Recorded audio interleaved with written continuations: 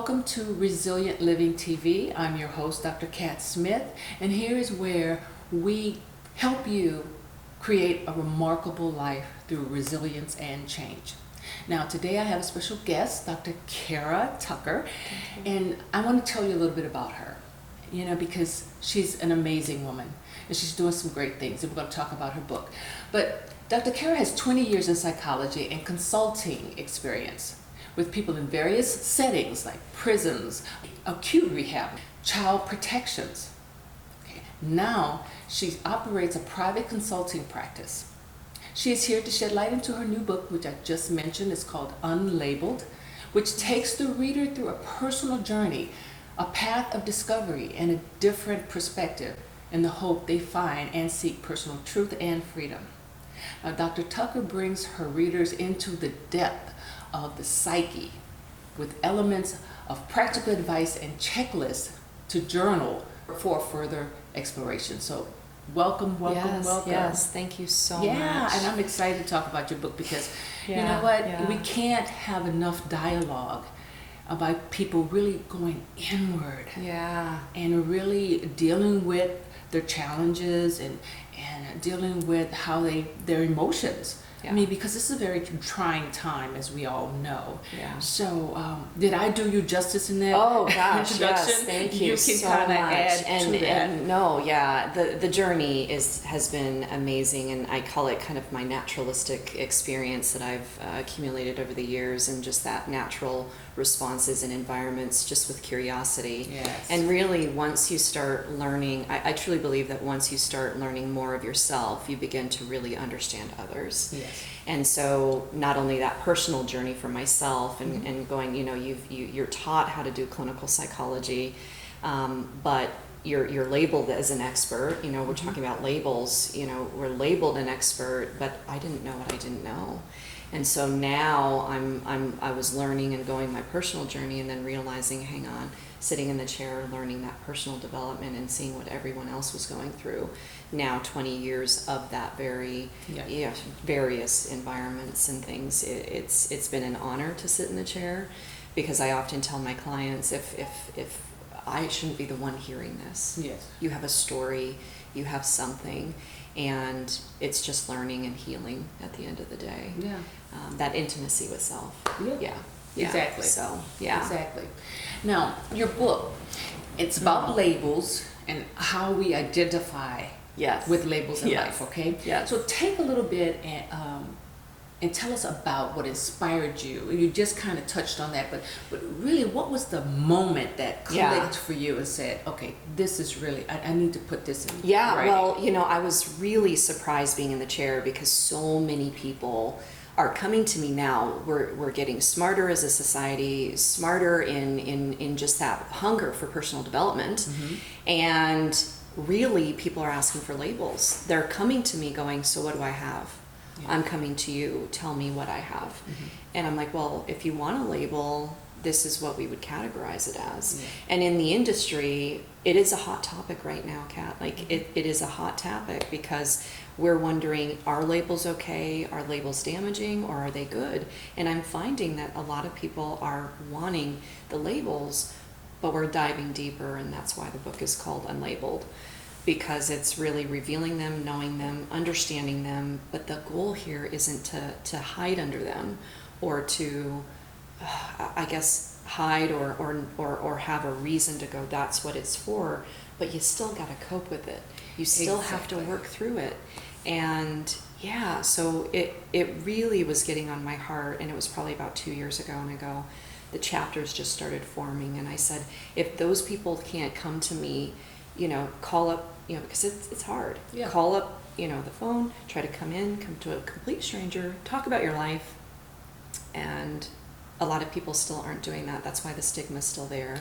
Even though people are curious, that's why I thought this would be a good way to get the book to people's hands, and that they can become self-empowered to become their own psychologist, to really learn their thoughts, to go deeper, and to go, a tough and tender approach as to how they can start unraveling, revealing, loving, but then also healing from some of these labels that people actually identify themselves with.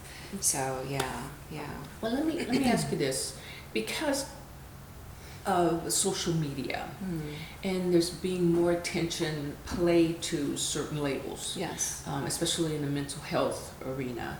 Do you think that some people, because they want to be included, do you think that they are maybe latching onto a label and saying, hey, that's what I have, and it kind of brings more attention to them, and they have that attention that they're Yeah, looking it's for? interesting. You're touching on something that I think, Tony Robbins starts looking at, psychological needs. And one of the psychological needs that are required, or what we yearn for, is a sense of significance. And those that actually have been wounded or hurt or have even more traumatic experiences, in some way there is some significance that is desired, but I think that sometimes that has, and we'll go into it a little bit later, but it's more of that negative imprintation that it leaves. And so when they come in, they're working through it. And again, everybody has a story, something different, old wounds, old hurts. But universally, I think people just go, I have something tangible. And they can conceive it and go, oh, those symptoms or that sounds like me. Because we yearn for a belonging.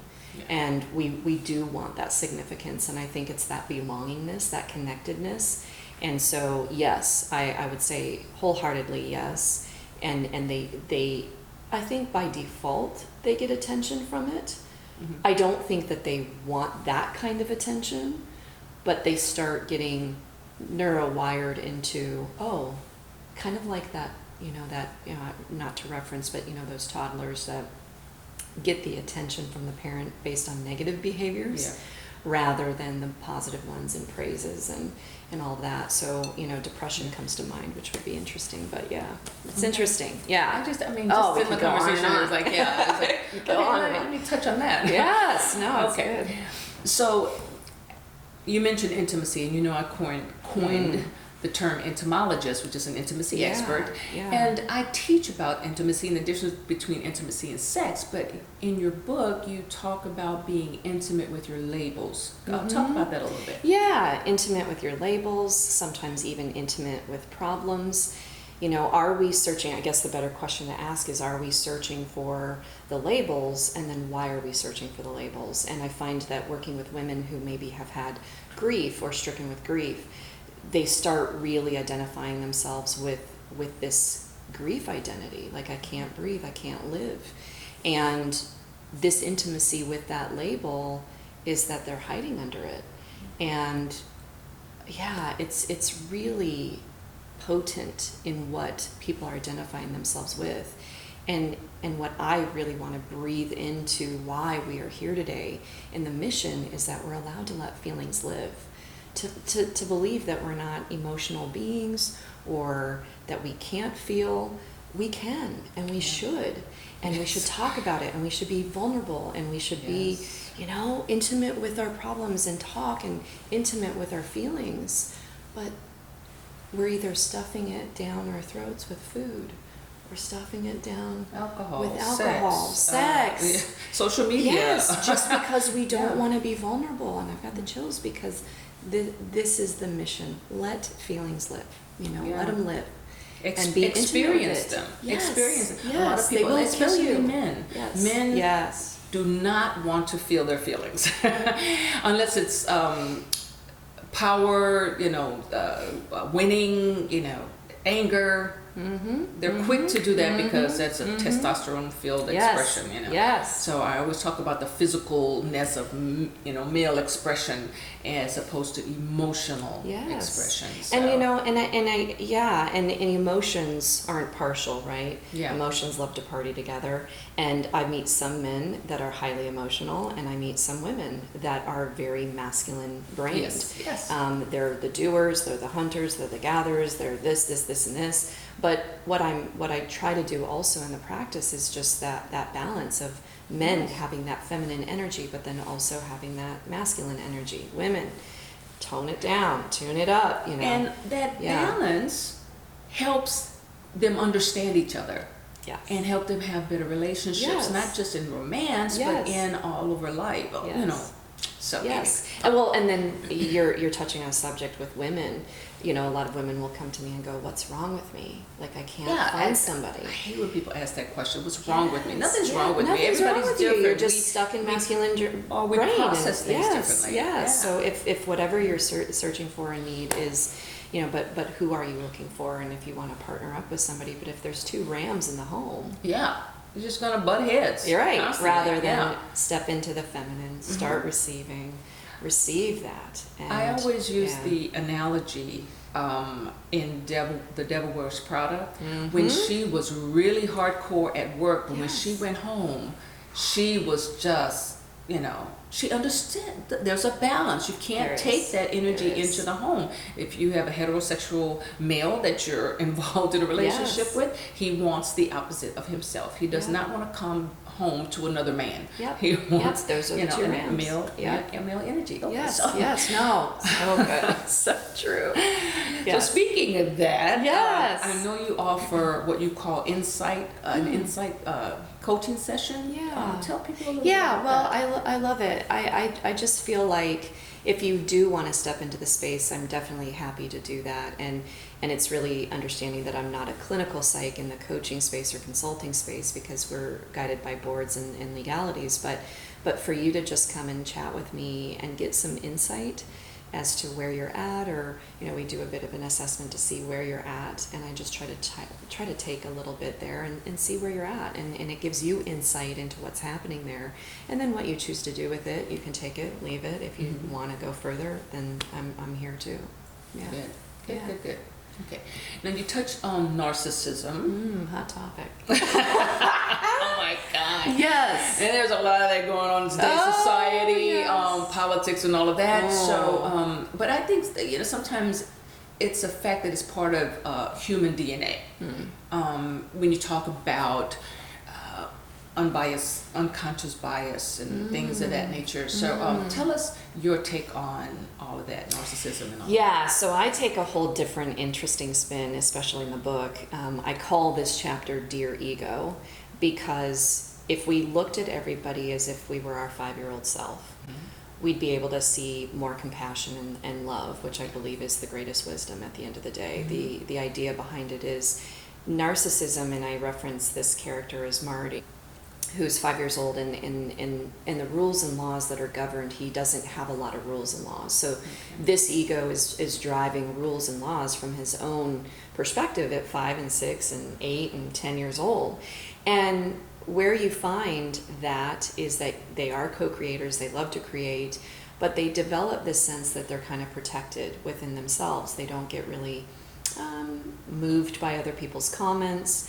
And the perspective that I took is when women come to me and say, I work for a narcissistic boss, I can't do it anymore, I don't, and I'm like, why are you letting them have the power over you? They're just a person. And they've got a story, they've got this history, and half the time narcissists don't know that they're narcissistic. And narcissists won't come and visit us because, again, they're governed by their own rules and laws. And what's also very interesting in the industry is that I'm meeting a lot more individuals that have been diagnosed or labeled, you know, spectrum and autism. And autism has a very interesting perspective on how they see the world, very from their own point of view. And they've been diagnosed with not diagnosed with spectrum, but the wives are saying that they're narcissistic, and I'm like, hang on, we have a different label entering the room here. And so what I do is I teach them in how to guide them and to understand autism, and then they go, oh my gosh. And the more perspective and more teaching that they get, they're able to get more intimate with their partners. But this character in the book, I go, don't let them have that much power. You hold your own power. You hold your own power. And if you don't want to work with someone like that, that you're requiring acclimates, or you need them, or you're codependent on that, then I take the twist in the book where it's like, well, is your passivity to passivity needing that dominance? So it's an interesting balance. Reflection. Yeah. I believe we're all mirrored reflections of each other. Yeah. So Yeah. what we see in something else is something maybe that we need more Yeah. of. It's kind of like if So- something's pushing your buttons, then you really need to explore Go that that direction. Yeah, you need Exactly. to explore that. Okay. Exactly.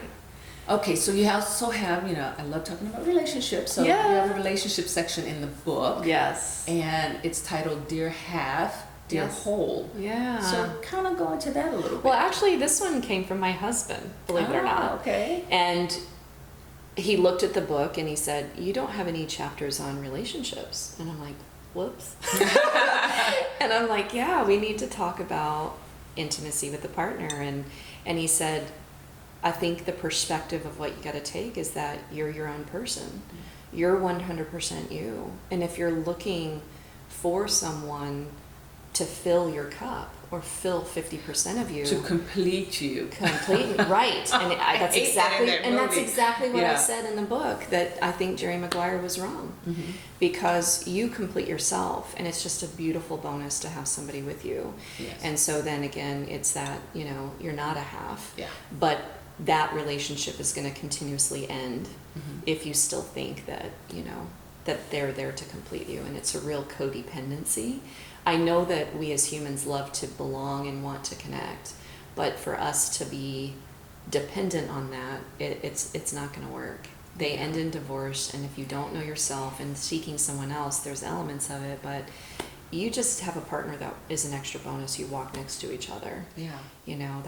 That's what that chapter is dedicated to. So I think we should all go through life feeling that we are complete, we are Yeah, whole, we yeah. are a complete person. We don't have to have someone that they add and add flavor Yes, and yes. color Compliments, yeah. and all of that to our lives, and we experience other things with them, but they don't complete us. yeah. You come complete. You come into this world by yourself. And Yes, so yes. you're complete and you're perfect in Yes. all of your glory. Yes. So, Yes. okay. Yes, I say we're miracles. And life is hard enough. So when we do choose to have somebody in our lives with us, then let's have fun. Yeah. Couples forget to play. We Isn't forget that the to truth? just, right? We forget to play. Yeah. And again, it's reaching that 5-year-old self. Like, life is hard enough. And then to come home to it, and then it's still hard. It's not going to work. Yeah, and we're not talking about just adult fun, not just in the bedroom. We're talking about in all of life. We're talking about laughing and Humor. playing. Yes. Like Yes. you were when you were a kid or a teenager, Yes. just Yeah. having fun in life. Yes. So, Yes. um, Love it. all right. Overall, you have a quote. If you have a label, own it. Lose it or reveal it. So tell me how that whole quote came to be and the significance of it. Yeah, no, and in any business, it's like get a tagline and what it is, and I'm like, how could I capture this in a nutshell? So it's like, okay, first, if you don't know it, own it. Yeah. If you do need a label, if you do require a label, well then own it. Yeah. But then the goal is lose it too, because we're gonna search for a different label, but not someone else's label. Yeah. And so you're going to soon, whether it's in business, because I consult business owners and women in general, they're always going, well, she's doing that and she's doing that. And I'm like, you're not her. Yeah. So what do you want to do? Yeah. What did you evolve into? Right. And Yeah. the part of this development is, who are you? What is your label? Who are you? If you're going to put a label on it. So it's kind of a personal development meets business too. Awesome. And so then it's losing it, but then if you are struggling, and that's where I come in with, here I was an expert, here I'm a doctor in clinical psych turned author. Yeah. I'm like, maybe I am starting to reveal a whole nother label, which is now being an author and a speaker. And I love that, and it's with growth. And so it's being able to lose it if you need to. If you're a survivor of trauma, you're going to keep saying that trauma script until you're ready to heal it. But the brain keeps recycling old thoughts. Yes. So, are you tired of your own story? Yeah. Are you tired of the trauma story? Are you tired of it? Because it's time to heal, and it's time to lose that and grow into something that you know you deserve, and heal from it and live. You know? Exactly. So yeah, that's Be where, resilient. Yes, huge. Flexible thinking. Exactly. Yeah. Exactly. Yeah. I love that because I use the analogy of a puzzle, and you're putting together this. It has a million pieces because it's your life. Yes. But in each part of your life, you get a piece of that puzzle. Yeah. Now the outside and parts of it is filled in. Yeah. But it's not complete because you're still alive. Yeah. But each experience, each label that you take on, you get a piece of that puzzle. But once that's in there, it's there. Yes. Yes. You're going to keep living, and you're going to keep experiencing things and learning and meeting people and taking on labels and leaving old labels. Because when we were teenagers, I played volleyball, okay, and I'm no longer a volleyball player. And and half of the time we went for just connection, right? Yeah, half the time we're like, what is this skill? Okay, that's fun. Yeah. But what are you doing, and who are you? And Exactly. Yeah. So we, labels shed off like onion, you peel away the layers of the onion. So, be open to change and change your labels. And be open to lose them, I should just say. Yes.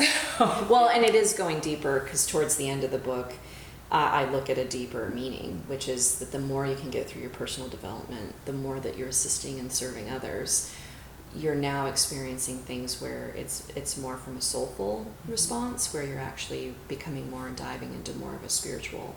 Gandhi was known as one of the most powerful men, and the reason why is because he was attached to nothing.